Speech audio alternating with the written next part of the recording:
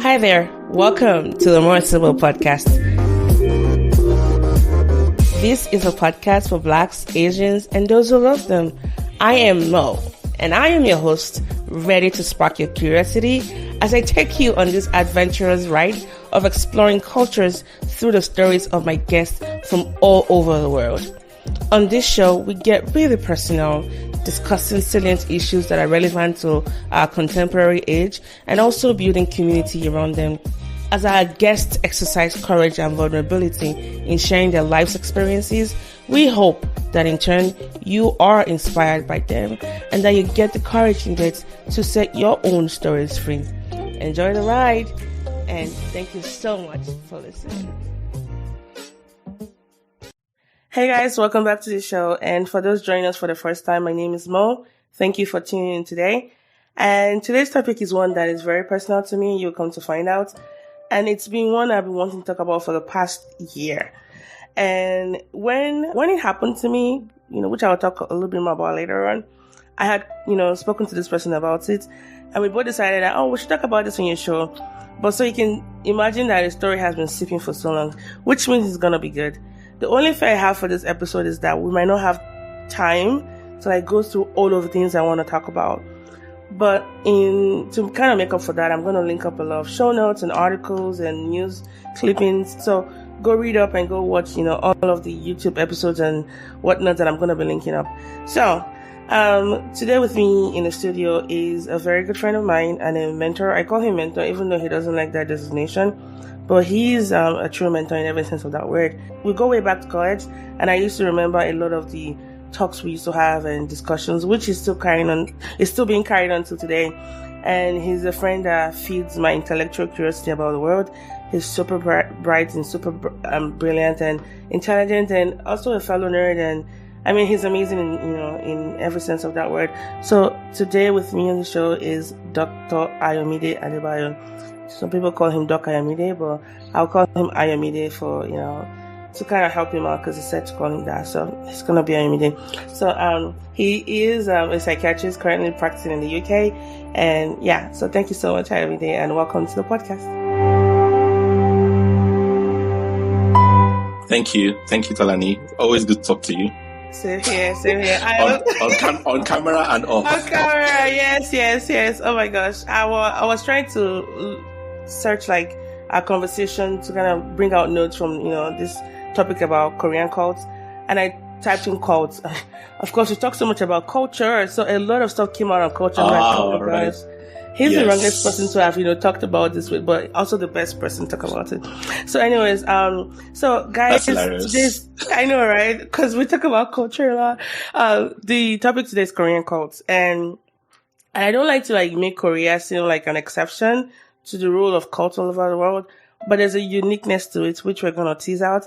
And Ayomide actually helped me really do that research on why does it seem like Korea, has a lot of what you call fringe churches. So, as a little bit of an introduction, when for a little bit of history actually, it would be this. Japan occupied Korea for the longest time, and the Japanese rule actually, it took a toll on Koreans, and in search of hope, they turned to religion. And Catholicism has a very deep-rooted, grasp in the country, but that has devolved over the years into Presbyterian churches. Now we have Protestants, we have Pentecostals, and you also have what we call fringe churches. Fringe churches, by textbook definitions, are churches that are Christian churches, but they are not. They come under, mysticism, and they have, Christ-like tendencies, but by the time you delve deep into their philosophy, you would understand why, we wouldn't call them Christians. And Ayomide and I will go through just the similarities between Christianity and what you call cultism. So over the years, since the 50s, there are several organizations that have, been founded in Korea and proclaiming the Christian faith in a manner that does not confirm the Bible. They tend to brainwash and indoctrinate their members. And some of their members actually go back home to live, normal lives. It's not like they stay in this, commune. They go to work, some of them that are able to work, although you have some that will have to quit their jobs or quit their academic, pursuits just to be dedicated to the cult. Now, this cult usually teaches them to ignore worldly things such as education and their career. And there's also a leader, a person, a figurehead that seems to be a representation of God in a messianic way that has such a powerful influence over his followers. And there's also some secretive nature of this cult where they also have some weird practices, which we're going to talk about. And so, I think the first question Ayomide will be this: why do cults exist, and what are the benefits, if any, do these cults have for both the leaders and the followers? Oh, that's big. that's a big question. A big sort of double-barreled question. Why? I think so. First of all, obviously, I'm not like an expert on cults, right? I have not done like a dissertation or anything. Like just put it out there. I have personally been interested in cults, mainly because of, the fact that I practice Christianity and I understand, I know a lot of people see just like all religions as sort of cultish anyway, and I get that. We'll talk a bit more about that, I guess. But I'm also interested in how they shape people, because I'm also interested in how people behave and things that influence that. So most of what I know about cults is sort of from that sort of personal research, right? And also because I've known people who've been involved in cults, professionally as well as personally, like friends of mine. But also I've had patients who've been in cults. So that's sort of where I'm speaking to this from, just, to make that clear. So where do cults come from? I think it's sort of just rooted in the human sort of need for belonging, right? Like, and on Maslow hierarchy, that's one of the basic needs. It's like once you've dealt with survival needs, right? Eat, shelter, and all of that. The next need is actually belonging, right? And that just gives you a sense for how important it is. The fact that, once you're able to survive, the next thing you need is to be part of, it's part of some kind of community. And I think that's what, cults thrive on. That's what they sort of, and we'll talk a bit more about this when we get into what, draws people to cults. But I think it's really one of the things that they look for is people who are isolated, right? And offer them a resolution to that key need that's not being met in their lives.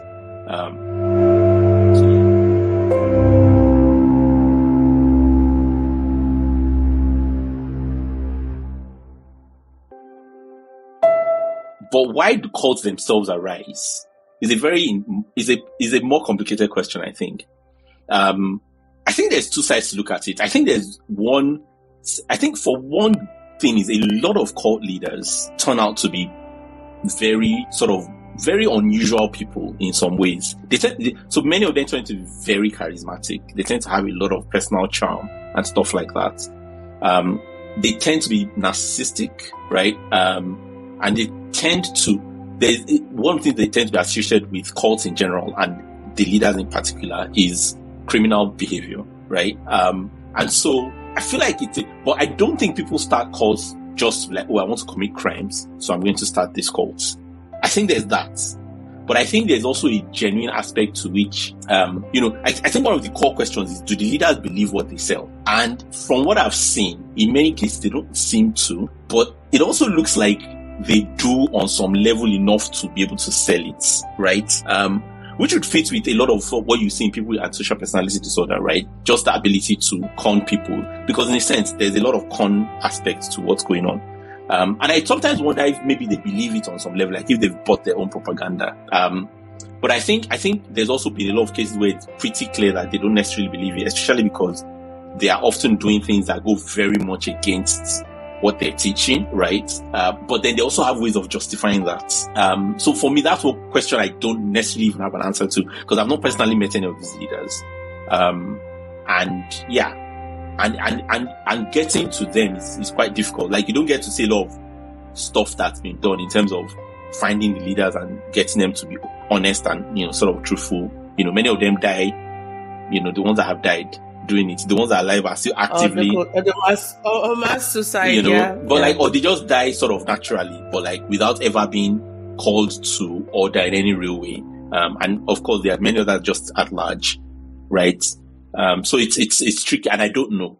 And maybe again, this is where me not having like deep sort of, I've not done a PhD in this shows, because if I had, I'll probably know the answer to that. So yeah.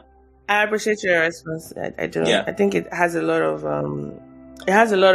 things that we can definitely relate with. Like when you talked about the Maslow hierarchy of needs, there's that sense of belonging. At the very core of it, we all want to feel like we belong somewhere. We have communities popping up every now and then, and cults at the very crude nature of it is a community. They have shared beliefs, they have, things that they do together.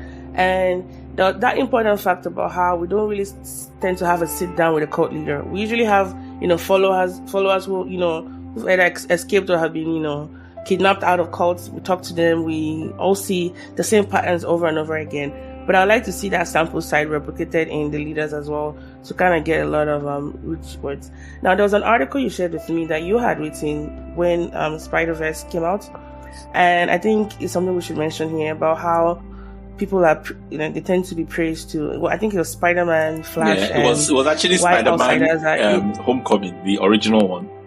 Oh yes, the original one. And there was something you said that, like, if you know any outcasts, don't leave them there. Go to get to them first, which I think really, really matters. Like, and why I think is something we should mention is, so let's just say that we're not picking out on Korea because, I love Korean thing. I'm trying to play devil's advocate. There's really something unique about Korea when it comes to cults, in that these fringe churches, they are a dime a dozen in Korea.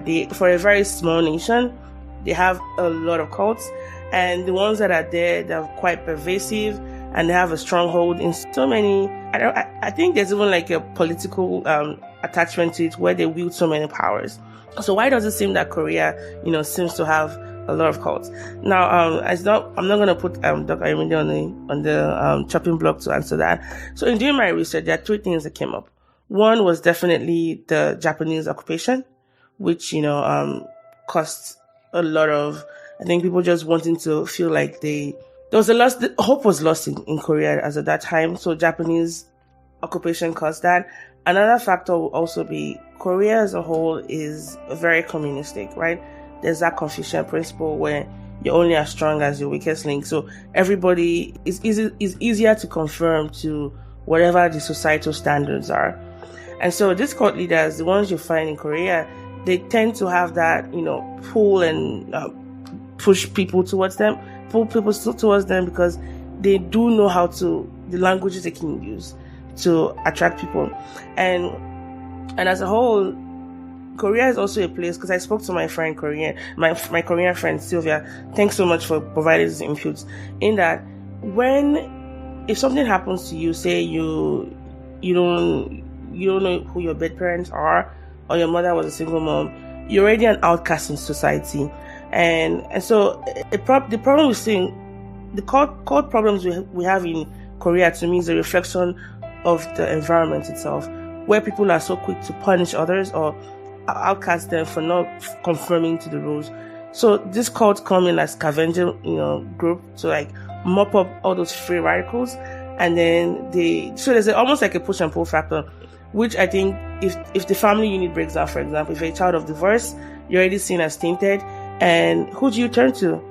Suddenly there's a church, telling you, they love you, they're your families, they just come as you are. I mean, it's so easy. So a lot of the issues we see are really, a reflection of society. But I think before I even go deeply into Korea, one question I'd like to ask you is this. I mean, if you look at historical Christianity in a way, the apostles who followed Jesus, many of them will have described them, maybe not in the exact words as cults, but they did have like those cult-like tendencies where even, I think there was a time that when Jesus had died and Gamaliel had spoken up for the disciples, like, just let them be, this other Barabbas came and said he was Jesus. After he died, his people dispersed. If they were really sent from God, they will still be here. So you could really see that there were so many figures that came, even during Jesus' time, proclaimed themselves to be God. But of course, we don't really hear so much about them anymore. But Christianity is one religion, and I do say so myself, that has, stood the test of time. what would you say are some differences between, what's the difference between, Christianity and cult? Because people might say, oh, well, Christians are just, cult. They follow the same leader. So why should we, make them separate? I still think of Christianity as a cult-ish.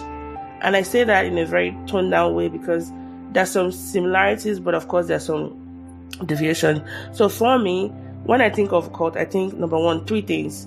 They have to conform to these 3 criteria. Number one, the freedom for you to leave and join.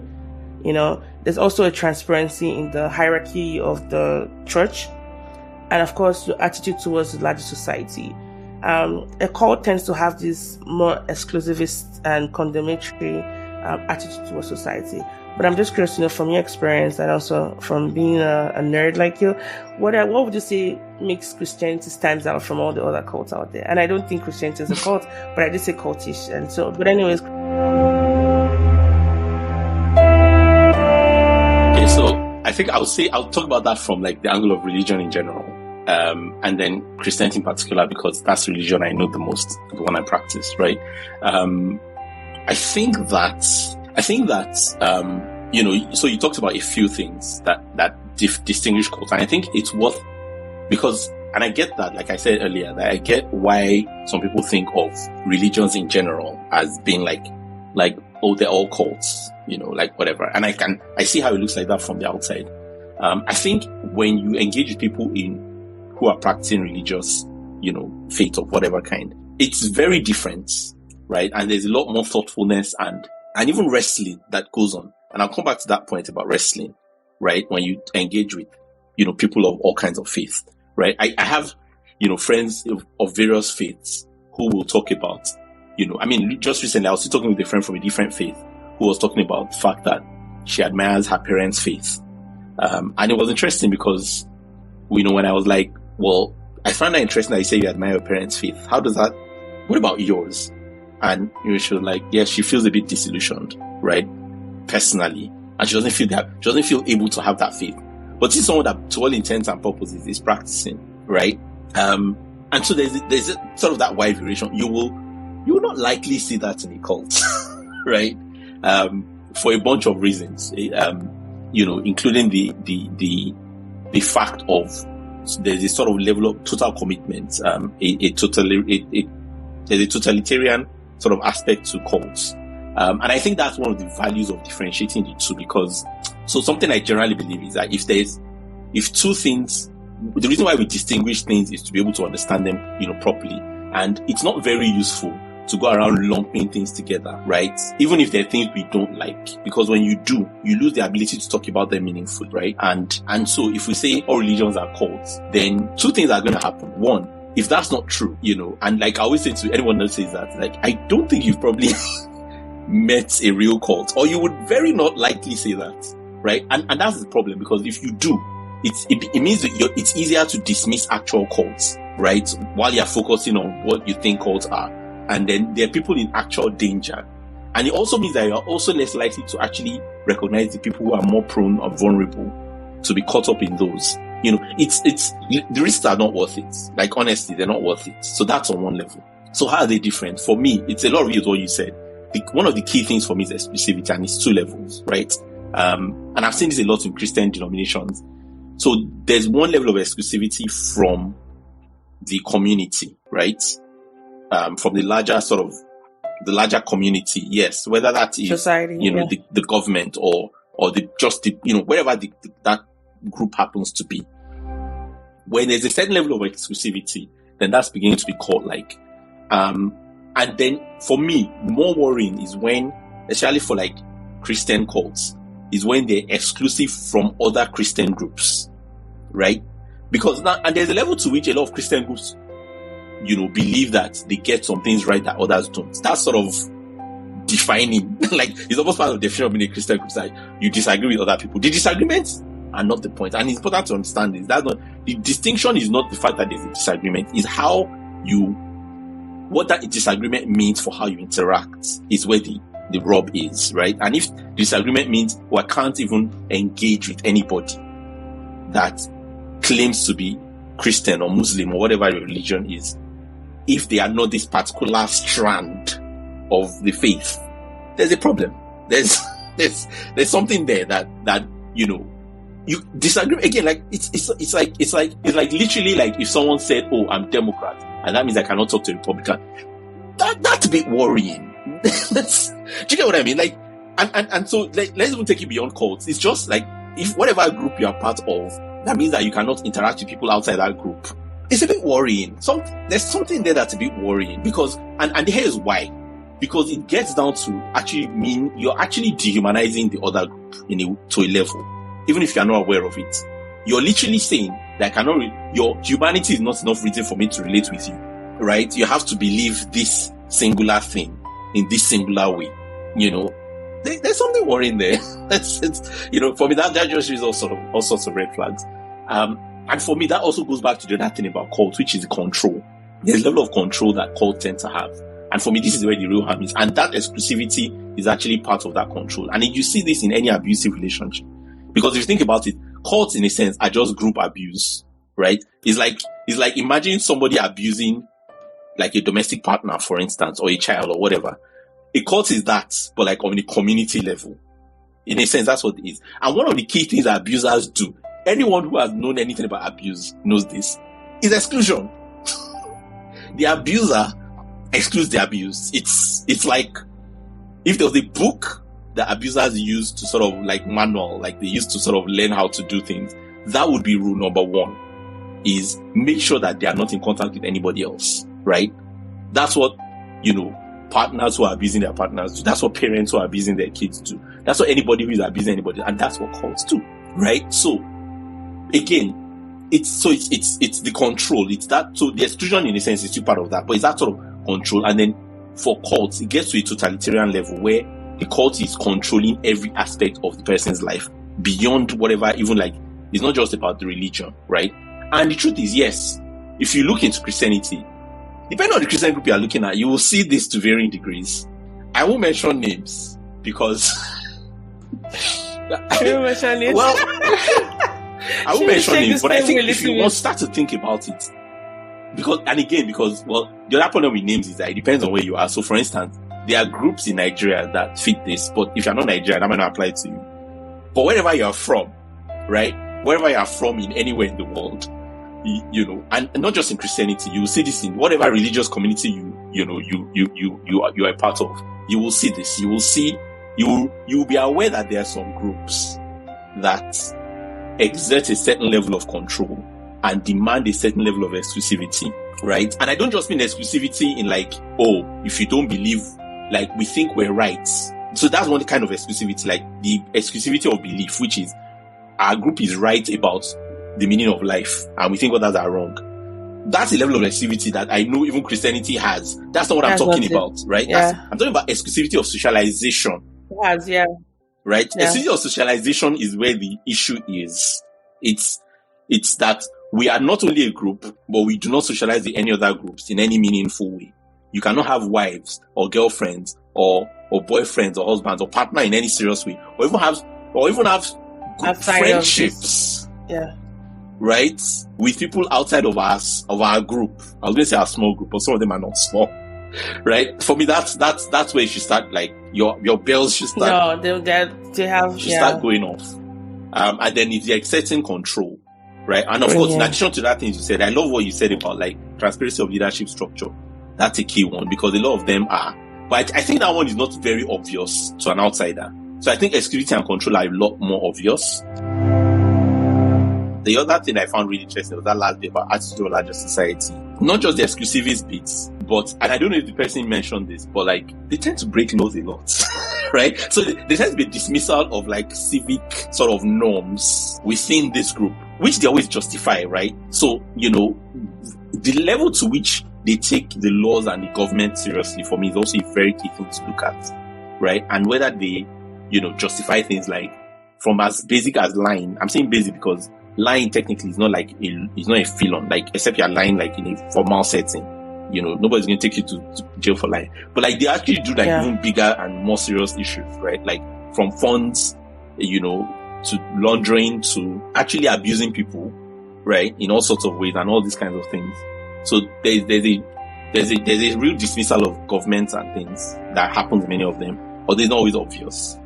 Well, now taking it back to the Korean aspect of it, a lot of these cults, they have so many deep ties to the government. Yeah, I saw that bit. So historically, the Protestants and Catholics, they were anti-government-ish.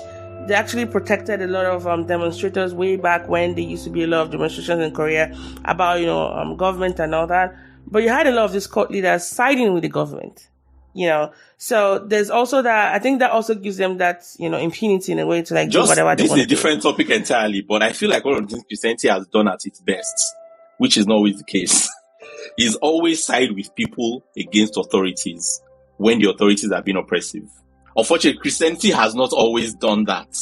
Because sometimes the church is in bed with the state, which is why that's so true. Which is why the whole point of, and a lot of people don't know that Christians were actually behind like the original idea of like separating church from state. Like people think it was forced on people think it was forced on the church, but actually the church that was like, no, please, let's all be separate. And it was probably in reaction to the fact that they had seen what had happened when the church gets into bed with the states, right? Is that the church gets abused, in very real ways, and then becomes an agent of the state. Always happens. But then I also think that a lot of these cults, while they might be with the government, that actually allows them to break laws even more. I was going to bring up that point, and you might not even really see them. Sometimes they work behind the scenes, because take for example, Shin Chun-jin has been linked to so many rapes, extortions, bribery, threats. I mean, he's currently in prison right now because of COVID, which I might talk about a little bit. I can even say it just now. So his sects were responsible for more than 30% of the breakout in Korea, because somebody had gone for a funeral like home, 5,000, almost 5,000 people, more than 4,000 people stayed together. It was wild.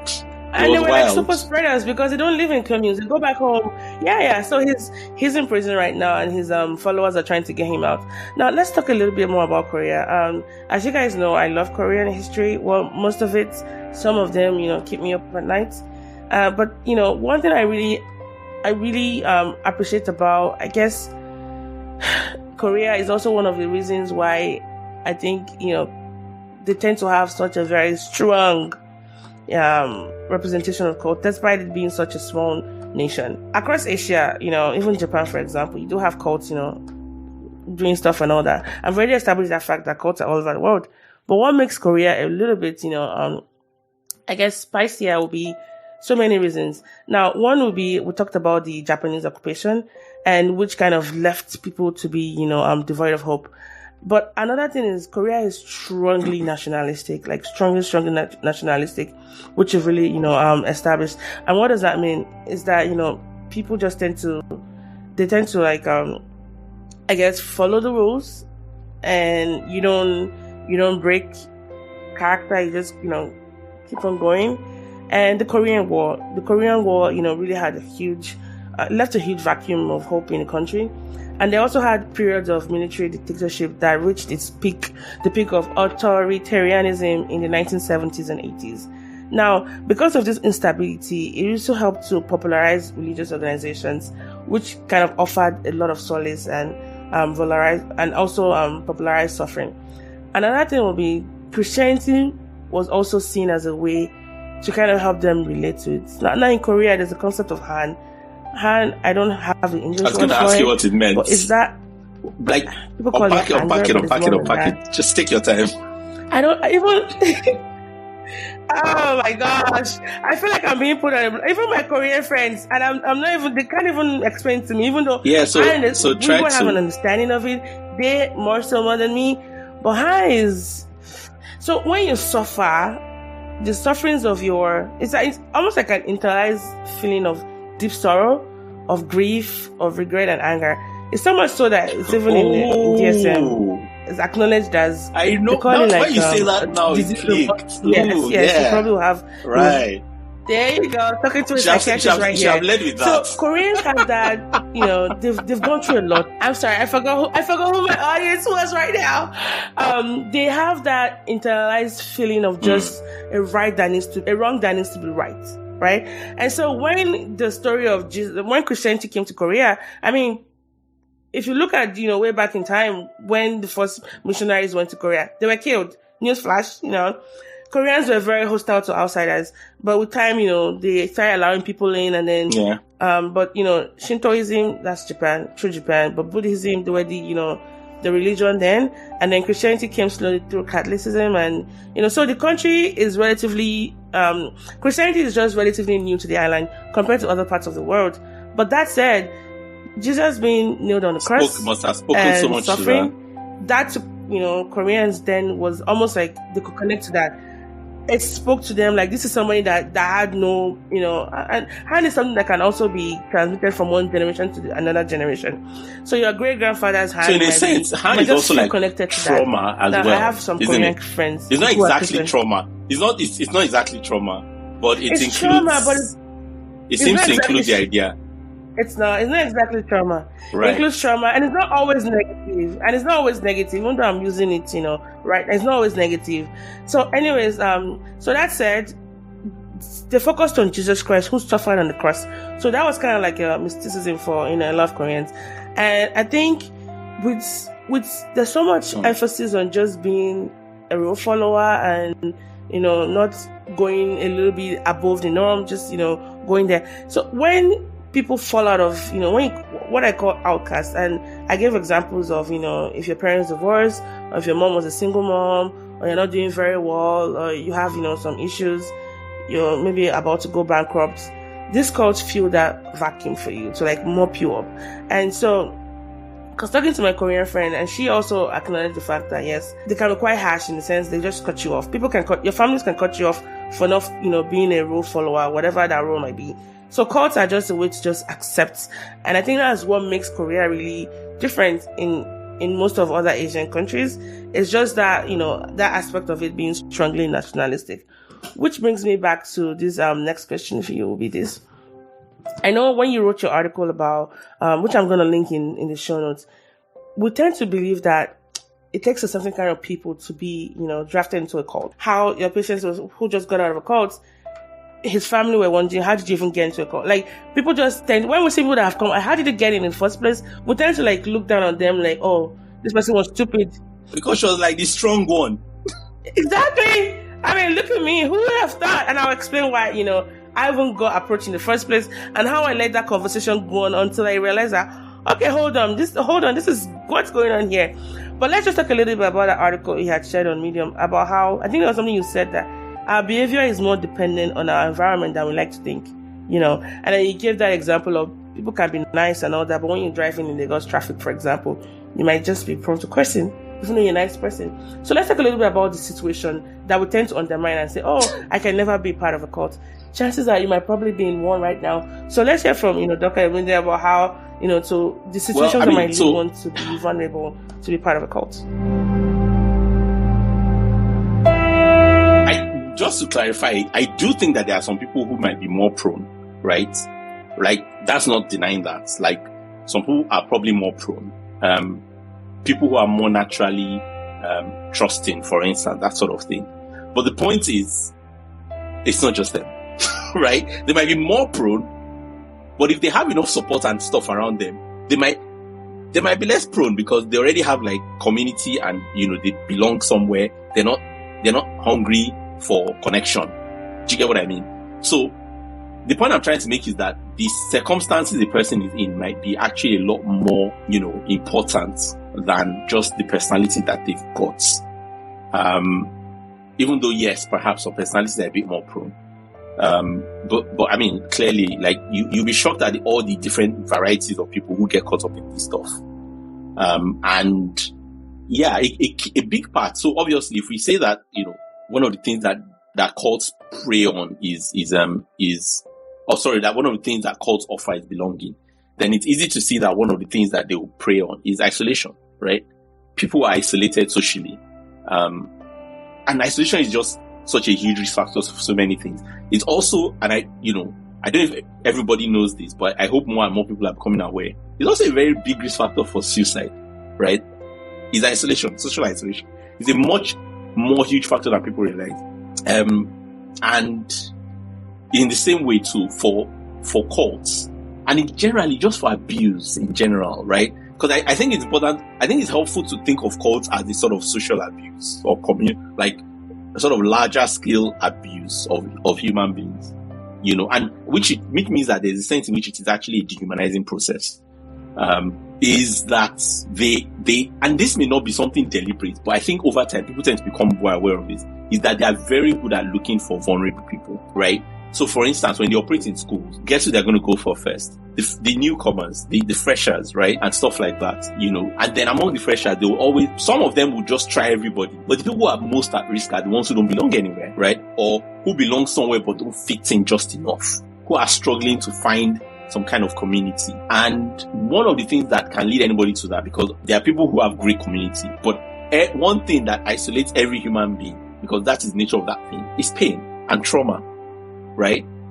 And that includes everything from grief to loss to whatever leads someone into deep pain, because pain at its heart is something that you have alone. Even if people love you and people are around you and everything, there's only so much that you can, there's a good bit of it that you will bear on your own, because that's just how it is, right? Nobody can get into your heart and take it, no matter how much they care, even if they are there. And there's a level to which these guys are able to speak to those things, and because they tend to come with a lot of certainty, right?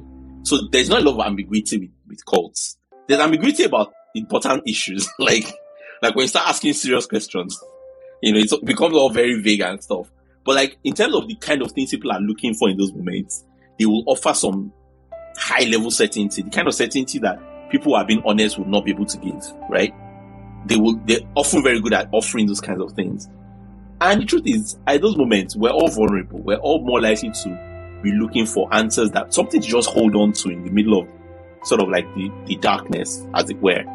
And so when I say isolation, I want, because I think it's easy to think, oh, I'm not isolated, or nobody I know is isolated. It's well, aren't they though, right? Maybe they're not normally, but has anybody around you gone through something that's seriously traumatizing and painful that maybe right now is struggling, right? Then you want to think about, do they have support, right? And those are kind of things you want to think about, because even for many people who've never been in a cult, if you think about it, there's probably been periods in your life when maybe you almost ended up with some weird group, and it may not even have been a cult. It might just have been some friends that, looking back, you realize, man, those have been very unhealthy for me. Or maybe you did end up with those people, but then luckily maybe you're able to sort of wake up and sort of realize what you were doing, or something woke you up. Do you get what I mean? Take cults apart. Just think about kind of relationships we all end up in. The worst relationships we end up in are the ones that come in our pain, right? No, that doesn't sound right. Not the ones that come in our pain, because good people come in our pain, but I'm saying we're most likely to end up in some really, really messed up relationships when we're in pain, and we end up with just the wrong people. So isolation and connection they're just massive. They're so huge, right? They're so huge. And in your story, I know you mentioned that you've been through something. In the story of the patient that I shared, and pretty much everyone I know who's ended up in this stuff did. So, because a lot of people I know are really very connected and belonging. There's lots of people who aren't, but many of my friends are. The ones that ended up in these situations had gone through a time when they were on their own, or when they felt like they were on their own, and that's when they ended up being vulnerable. Oh. And I didn't know until it was late. And I'll share my story in a bit, but a lot of what you said is applicable to me. Oh, man. But if we're going through trauma, definitely 2020 was COVID year, so everybody should... Yeah. We should all take trauma, yes. Have you been through trauma? Yes, 2020, COVID being 2020. But I'll talk a little bit about that. But when you were talking about, just... They tend to give this high degree of accuracy to things that people are asking questions about. That's so true. Because in Korea, where, a lot of Christian churches, let's call them the real churches, they just talk about Jesus and all that, but they tell you don't have to do X, Y, and Z as far as number of works to do to get to heaven. Which, take for example with Shintoism, which was, the religion and Buddhism, they have different rites you have to do, how many you give into the poor, they were very, prescriptive things you could do. But here comes Christianity where, just believe in God, confess your sin, and then you get to heaven. And a cult comes, no, just follow this person, do this amount of work, follow him, and you're good. Shincheonjin, for example, he says, for you to get to heaven, they have 144,000 people. The other days, LDS church here, they have that same belief. And I think Jehovah's Witnesses also have that belief. But currently his church has like over 200,000 people. So newsflash, 60,000 people of them are not going to be getting to heaven anytime soon. But yes, that whole feeling of, they're very straightforward, yes or no, and they're very exact about things. That's, usually a problem. Now, let's talk a little bit about my story. And before I share, and I think two things before we talk about my story will be this.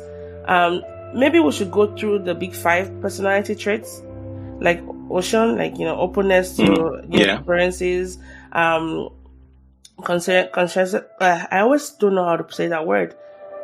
Conscientiousness. Yeah, conscientiousness. I never really get it right.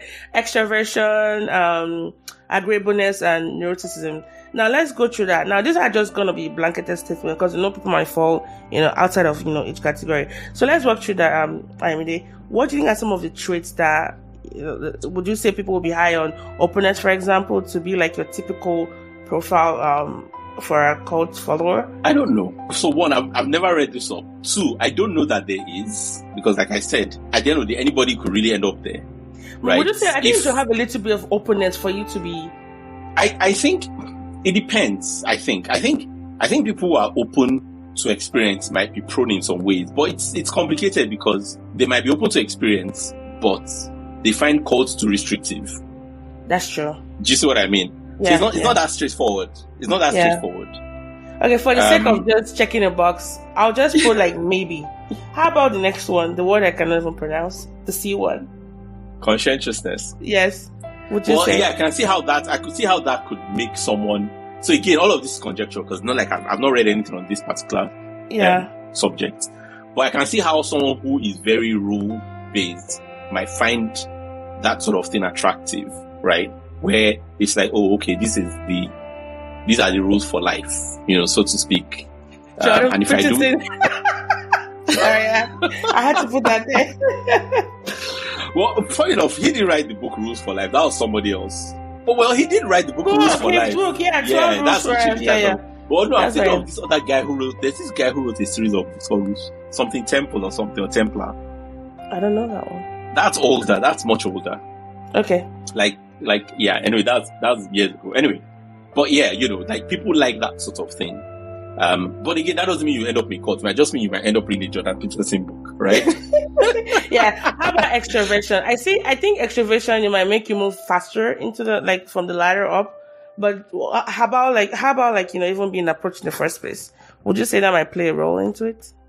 It's tricky because again, it works both ways. Because you might say an introvert is more likely to be disconnected and to feel more likely isolated. So in the end, you can see, barring actually getting some data on this, I can see how it can go both ways, depending on wherever somebody's, no matter what your personality. You could be introverted and not even go out in the first place to be approached by a cult person. Do you know what I mean? So really, which is why I still think circumstances play such a massive role. It's like, so I'll think of this like with substance abuse, right? So lots of people use substances. And people who are in settings where people are using substances are also more likely to use substances. But one of the biggest factors is for substance abuse problems. Depression? No. It's adverse social circumstances. Oh yeah. Like a break. Right. Something that, being coming from deprived backgrounds or deprived environments, having some really messed up stuff going through abuse.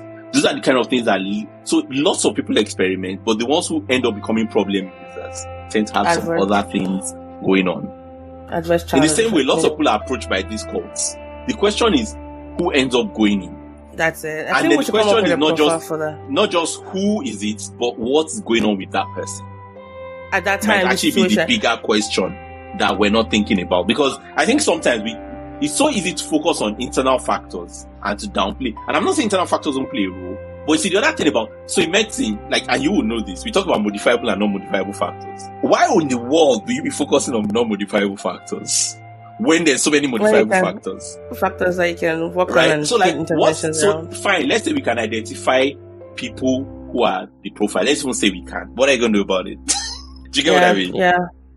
No, I mean, because you can even do for those people, if you're able to tease what the modifiable and non-modifiable factors are. Now, even though we can modify some of the other factors, at least knowing, and I know these things are not quite easy. But my point is that at the end of the day, when there are modifiable factors that you can actually change, that we're not doing anything about, why don't we, like, again, I'm not saying it's not important. I'm just saying, shouldn't you start from the one you can do something about? Like, if you're going to start somewhere. Scientists would like to know. We'd like to know either ways.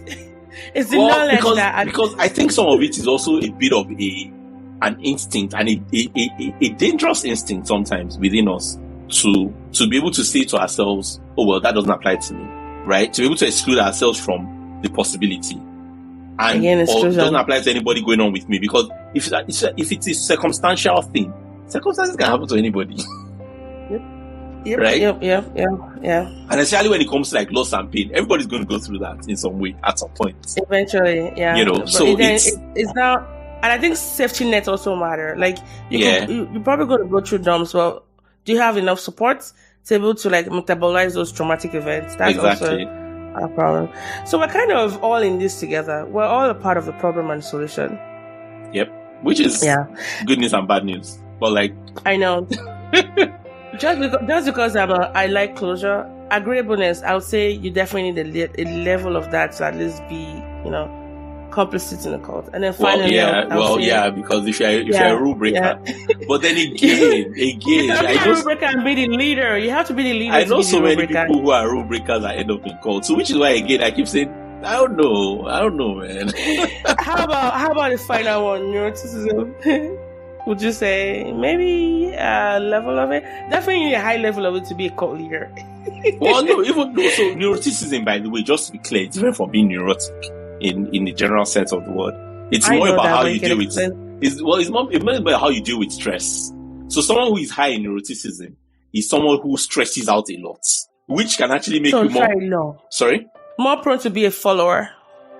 Well, maybe, because someone who is less. But again, the other thing is someone who is less who is lower in neuroticism means that they're more sort of laid back, more chilled, more sort of like, more likely to like just go with the flow of things.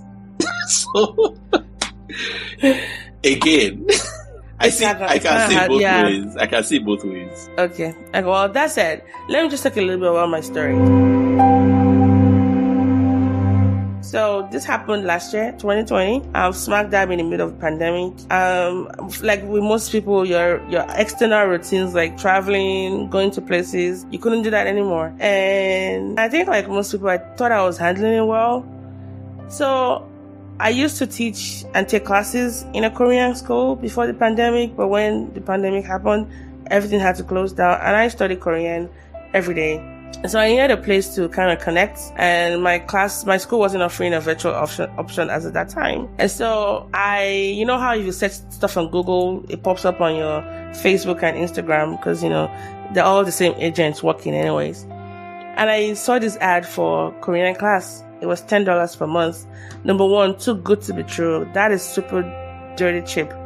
But I thought, maybe, pandemic, they were trying to like offer relief. And everybody was doing that then, wasn't they? So when they, Exactly, there were so many, even journals were like, making everything free. So I was like, okay, exactly. You would have been suspicious. I wasn't. I clicked on the link, I checked them out. I was like, okay. And they had a very obscure name. I'm not going to mention their name, but if you want to know their name and you really, because if you're in that kind of group, if you email me or DM me, I'll let you know. I just don't want to have a copyright strike or anything like that, or to be sued and all that. So I joined the class, and they sent, things to study on. I looked at the textbooks, no red flags. It was just, simple conversations in Korean. Everything was looking okay. And they seemed to be very organized, for a cheap, class. And for me, it was an opportunity to not only audit, but also maybe to practice my freestyle conversation, because the class ended up being a mixture of, first timers almost all the time. And then I was almost always the most advanced person in the class, which I really didn't like because I ended up teaching anyways. And when I take classes like that, I tend to assert myself. So, I'm known and people ask questions, which, I like sometimes. But I think I felt so comfortable being in the class that, every Saturday, if I was running late, they would kind of say, oh, we're going to start a little bit later just to accommodate me. So I started feeling like, okay, special status, teacher's pets. and I added the teacher on Kakao Talk. Kakao Talk is like the WhatsApp for Koreans in a way, or Asian people. Anyways, it's a site where you can talk and chat with people. And then we would and we all had like a chat room on Kakao Talk anyways. And then smack dab in the middle of class, and we'd been taking this class for like 3 months thereabouts. There was a question that was asked about what do you do the first time you wake up in the morning, and people were answering, and I was like, you know what? I'm usually not very comfortable talking about my faith in public settings, and that's a problem, I know sometimes. But I just thought, what the heck, I'm just going to say I pray, because that's really the first thing I do in the mornings. So I said, Gido Hago Soya, like I pray in the morning. And then, later, I think that was like a buzzword that I had said. She's like, oh, you pray, are you a Christian? And before now, let me just say, they never said they were a Christian organization. They only branded themselves as a fellowship for young people, And they're like, oh, I'm a Christian too. Do you mind staying after class? I would like to talk to you about stuff and all that. And meanwhile, we're at all, the first day of class, we're all introduce ourselves, where we're from, where we're currently living. I didn't talk about my exact streets, but what state and, city. And so after the class, she just had this genuine, if I thought she had interest in me before, it was now interest times 2. And if you're a Korean learner, and which is something I'm trying to work on, when I'm around Koreans, there's a puppy that I, tendency that I tend to have, because I want to learn a lot about the culture, and I found someone I can speak with really. So I think my guards were already down when it came to that, because if it was like an English speaker or Yoruba speaker, I probably wouldn't have even given her the time of the day and all that. So started talking about how, they had that she's actually a Christian. It's actually a Christian organization. That they had their leader, who's also based in Oklahoma, where I stay, and they would like to see me, come meet up with me. And I'm like, okay, wait, this kind of what's up with all the love? This kind of went by so fast, it was so fast, so quick.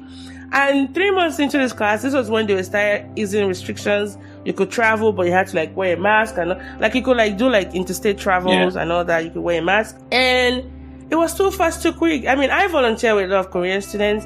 I have Korean friends. And I would say this level of intensity was so high, even for someone as highly strong as I am. But anyways, I didn't think too much of it. I just thought, okay, we've been in class for this long. Perhaps they really just want to meet up with me and, talk more about what they do. And I'm about, helping, Korean students out when they come to the US. And they also talked about, they do volunteering with students. I was like, oh, okay, I do that as well. Long story short, we met up, and if I thought, I just, okay, let me just say this. They had too much attention for me as a black person. I'm going to just put that out there. Nobody should have had that much and I should have just seen that as a red flag. But the pride in me and being that it was Korean, that I was learning and I was so obsessed about, it made me just forget everything that I would normally not even allow in the first place. And I started talking about the camp that they had somewhere in, the Midwest, where I could go camping, which I talked about, I like camping. You could go fishing. They had deer. They just made it out to be paradise. And I started thinking, I've been in this country for 10 years. I've done all of these things. These are things that don't really make me go wow. I'm pretty much traveled for, from person of my age. And so this shouldn't even make me go drooling and all that. But I still kept listening anyways. And I just realized that, okay. And then they started telling me about other African countries they had been a part of, bringing out pictures, showing me their pastor and how he's, rubbed hands with president of Uganda. They're showing me pictures of African huts they had gone to and things they had done in Africa. So the red flags just started popping up like a communist parade. And then what really broke whatever out for me was he started asking about my conversion story as a Christian. It was a man and his wife, they came together. And I started telling him about, my salvation and how before, I would always come out to give my life to Christ.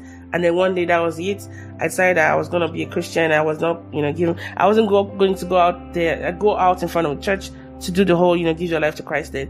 And the concept of sin and what my faith means to me. And then they now paused me there. Then I went to the Bible, showed me a part of the Bible, which I for the life of me, I cannot remember. But about, being cleansed of your sin.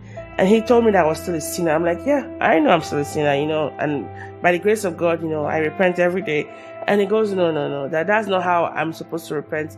That pastor will show me the way. And I'm like, okay, no, this is it. Like, let's just stop this conversation.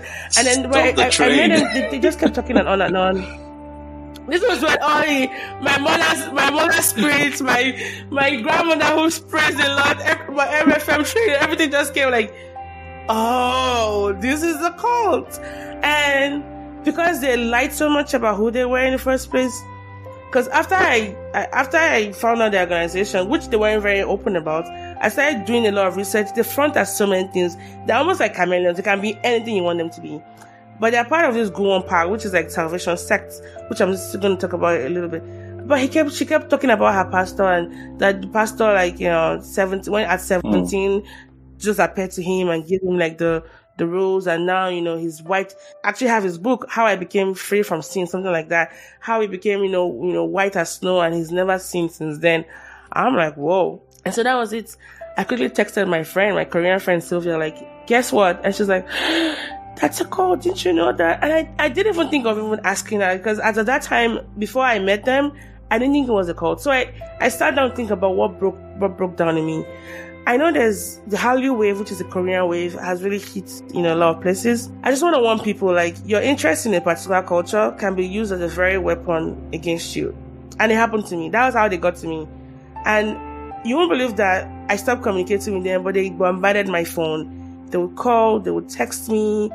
I had to finally block them. They found ways to keep, because they want them to come to their camp. And of course, if they're taking me there, I'll be like, because they found out what I did. They were like, oh, you're a professor. Oh, yeah.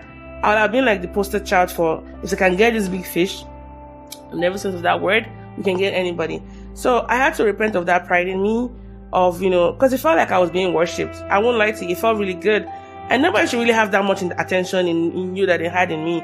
But, we've been home for how many months from, isolation and COVID and whatnot. So it felt like really, really like, is this a new world that's opening up?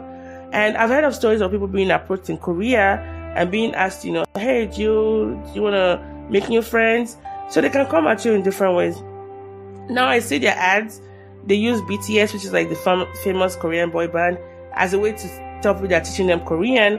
But before you know it, you get drafted into that organization. So that's my story. So that said, what do you think broke down? Like, what lessons can we learn? I thought you were going to say.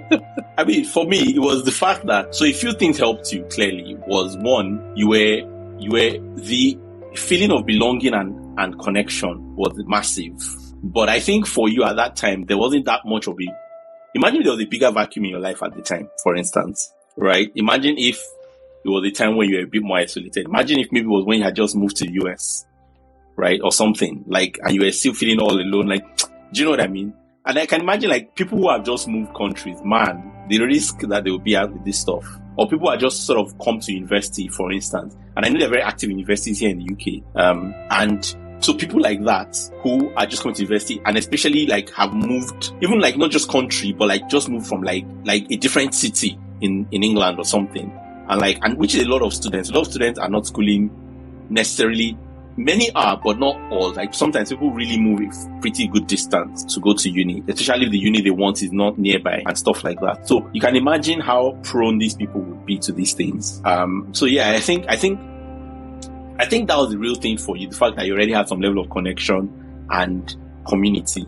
I mean, like you're able to literally call a friend and say, oh, imagine this happened, right?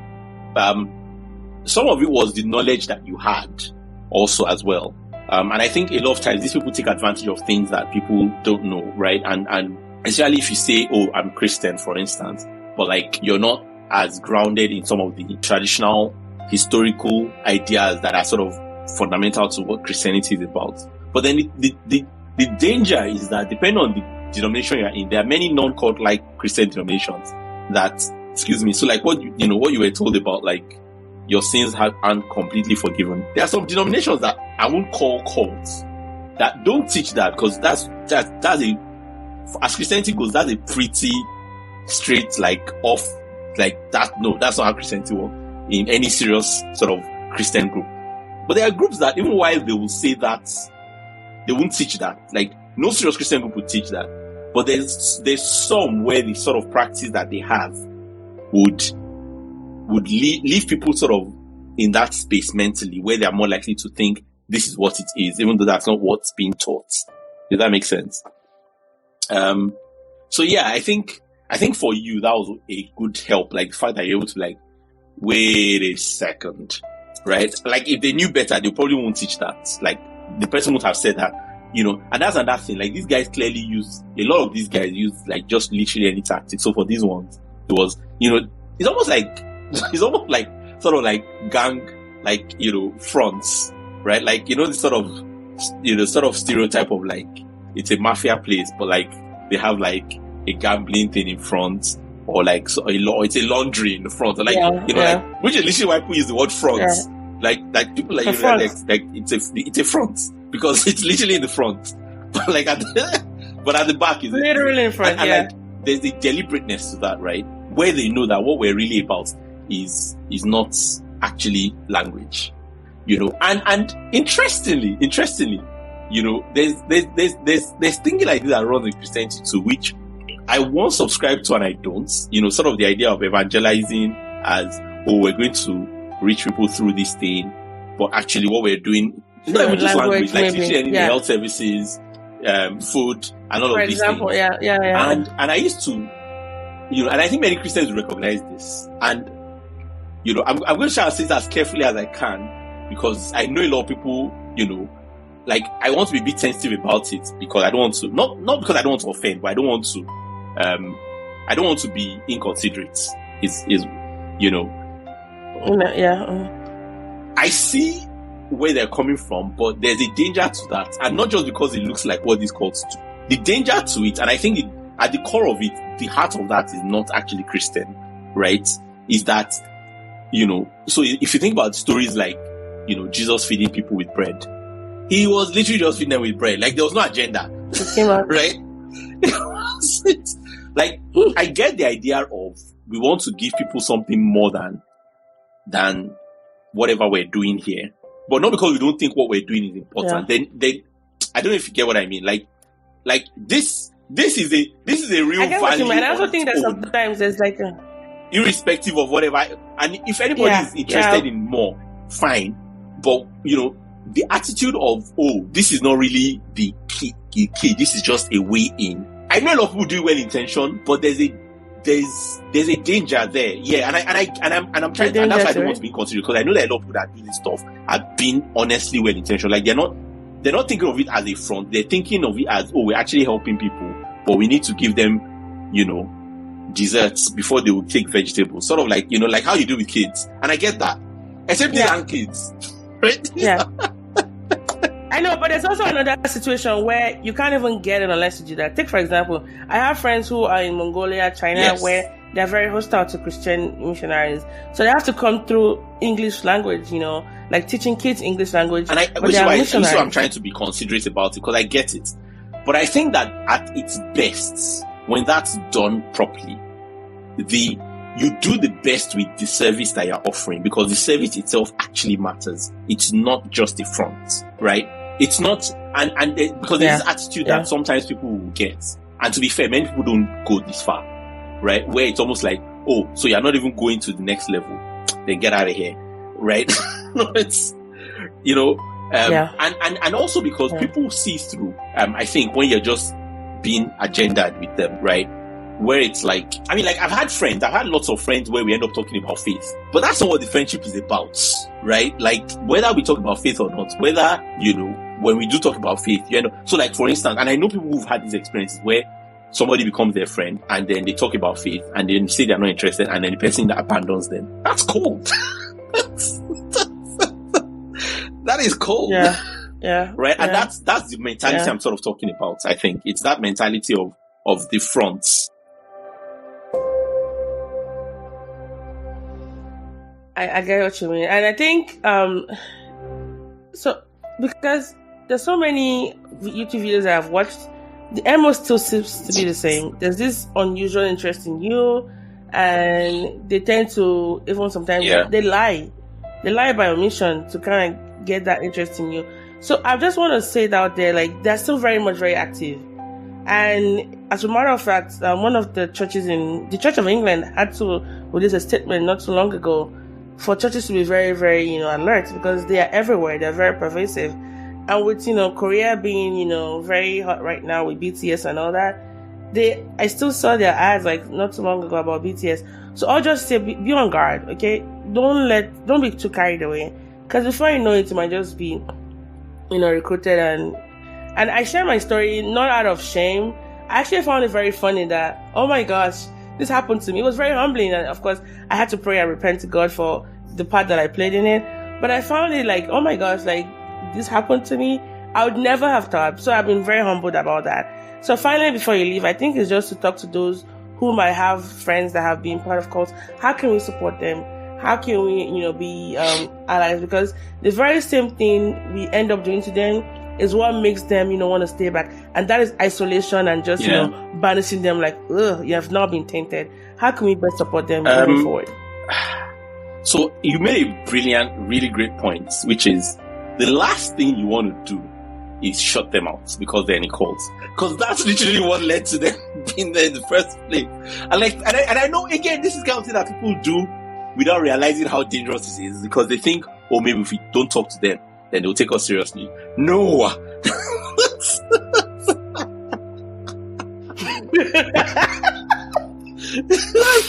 You just add more fire to more It's not gonna help. It's not gonna help at all. It's not. And I get where you're coming from when you think like that, but just no. Like, no. Right? It's difficult, I think. It's difficult to have people in these kinds of, and like I said, I've had personal experiences with this, right? Of people in cults, in actual cults, or getting into actual cults, or almost getting into actual cults. And people in what I would call cult-like or cult-adjacent, yeah, I think that's a good word, cult-adjacent organizations, right? Like, and when I say cult-adjacent, I'm not putting that in quotes. I generally consider them cult-adjacent. Like, I would call them cults, but I would say they're on the spectrum. Like, they're definitely on the spectrum. But I won't say they're like all the way like straight cults, right? There's some exclusivity that's going on, but it's not like a complete exclusivity. There's no criminality per se, as far as I'm aware. Sometimes there is, you never know. But, but like, you get what I mean? Like, there's some traits, right? But like, not enough, like we say in psychiatry, not enough to say that the person has, like, they don't meet the full criteria for depression. They don't meet the full criteria for cults. But they have some of the symptoms. Yeah. They have some of the symptoms. Right? And it's worrying, because even those are worrying, because there's a level of control that's still being exerted. And I think, if, like I said, even in like normal, sort of like, in some regular churches and like probably other religions as well, there's some groups that are a bit more cult adjacent, I would say. And again, it comes down to how they have some of those characteristics: control, exclusivity, how they are a dismissiveness of larger society, freedom of affiliation. That one is such a big one. Actually, we've not really talked about it. Like, can anyone join? More important, can anyone leave? That's true. Leave. Yeah, like, I talked about how we can easily join and leave. I'm just saying, like, we've not really. What are the criteria? We've not really gone back to it. Like, can anyone join? But more importantly, can anyone walk away without, like, you burning down their house?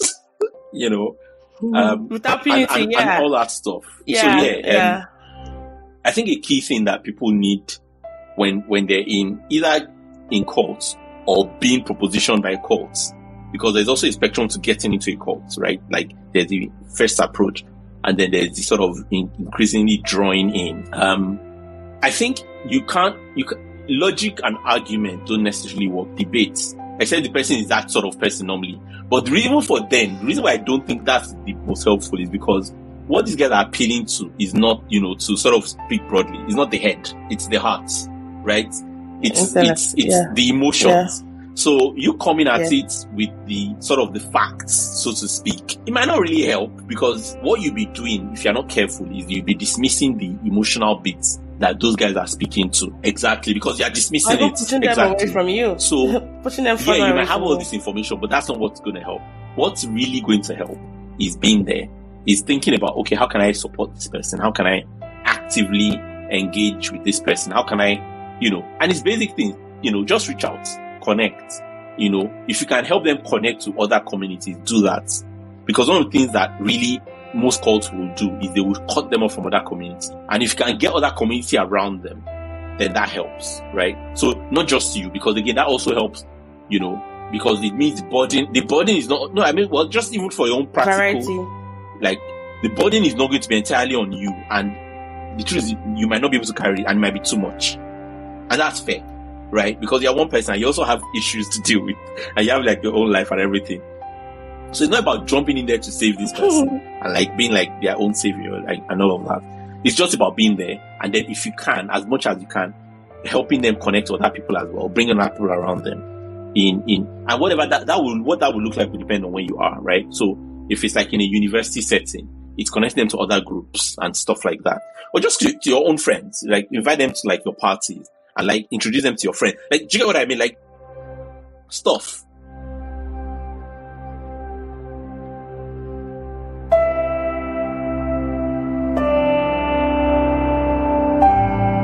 And if it, one of the things, then talk to them about it. And not talking to them, like talking at them, but like just talking to them. And when you talk to them, talking to them in a way that gives them a chance to talk about it. Because one of the things that is amazing is sometimes people one of the things cults will not let you do is talk about the cults, outside the cults. Because there's something about listening to yourself say some things that makes you see those things. Because by doing that, you externalize them. Like just listening to yourself is a way of externalizing something, right? Yeah. And one of the things a cult doesn't want is for you to externalize. They just want you to like you said, they hit you hard, right? They hit you hard and you don't have a moment to breathe. And before you know, you are caught up. And you talking about stuff with someone that's not part of it.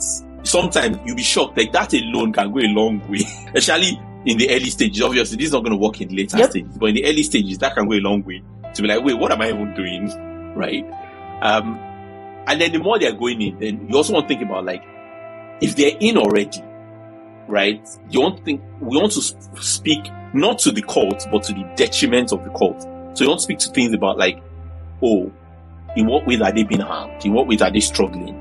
That, in other words, you want to speak to what the cult is not acknowledging or speaking to, right? You don't want to necessarily like just attack the cults, because that's not really going to help. You're just going to get them digging in more, because again, it's like, because one of the things people don't really appreciate is that what cults do, not just cults, abusers, is they break down people's identity, or they look for people whose identity is already broken, and they reshape those identities around themselves.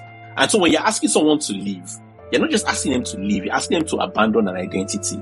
Sometimes it's painful to be there, but it also is the identity, and that's a hard thing to leave, right? And anybody who has ever done it knows what I'm talking about. Anyone who thinks it's not has not really done it. Do you get what I mean? So you can't just ask someone to walk away from that without giving them anything to walk to. And even then, it's still hard, right? So, it's less important to sort of focus on all the things you can see and focus on the harms that they themselves are. So there are harms that you might see that they don't appreciate. Just put those on the side. Focus on the harms that they are actually able to acknowledge. Yeah. And that's where you want to start from. And then offer support with those things. And especially when those harms are things that the cult cannot help, because that would mean acknowledging the cult's own flaws, and they will never do that. So those are things you want to speak to. Yeah. But again, all of this is not even possible if you are not able to connect with them, which is, is going to be very hard, depending on how much the cult. Some cults will physically isolate you. Yeah. A lot of these cults they are talking about, they won't physically isolate you; they just socially isolate. So, like, people are still going to work and doing that things. In some cases, people actually stop going to work even and stop going to school. So they're actually like physically isolated, and that's like a real danger. But if it's just social isolation, then there's still a chance, right? Because at least you can see them, or you can call them, and they've not taken their phones, and they've not like. Do you get what I mean? Like sometimes you can't even reach them, and so all of this is moots, right? But to the extent that you can reach them, then please, like, just totally do that, and they will need help coming out. And when I say help, they will need professional help. Like, you can't do it all alone. They will probably need police. They will probably need lawyers. They'll probably need and again, you might not be able to do all of that, but you can look for organizations and things that can step in and help. And again, this depends on the country you're in. They do have a lot of them. But like, you have to find what's applicable for whatever your setting is. But you can't do it all alone. You can't. Like, you don't have the expertise. You don't have what it takes. you can start and you can help, but like, don't think you have to do it all alone. You shouldn't, you probably can't. Even if you're a professional, you're just one kind of professional, and they will need other kinds. Right? One man army. Yeah, because the cult is not just one person, it's many people. Now, and I think that's a key point to kind of round us off is don't isolate them, engage with them, because it's a known fact that people in cults, they know the least about the cult that they're in compared to people outside of the cult. So even when you come with that information and knowledge, don't be a jerk about it. Slowly reveal it to them, appeal to whatever reason you can appeal, depending on the level of conversion that has gone on. And as above all things, as Christians, keep praying. These are real issues. It's divided families, it's divided, friends, it's caused a lot of pain. Perhaps somebody listening to this is probably traumatized by even listening to it because they probably have a family member. So just keep praying and keep believing that someday, that loved person will be set free. Well, this has been a very long episode. I just want to say thank you for sticking to the very end of it. I was really worried that, we're going to say a lot, but we really tried to, touch on different topics given the interest of time. But if you like this episode, don't forget to, subscribe and also check out more episodes that might not be like this. We have some other lighter stuff, I promise, on the podcast. But I want to say thank you so much. Thank you for inviting me. It's been such it's been such a nice time just talking to you and also hearing your perspective, both as a psychiatrist and also a nerd. And Thank you. All right then. Well, I remain your host, most Sibyl. Bye for now. So.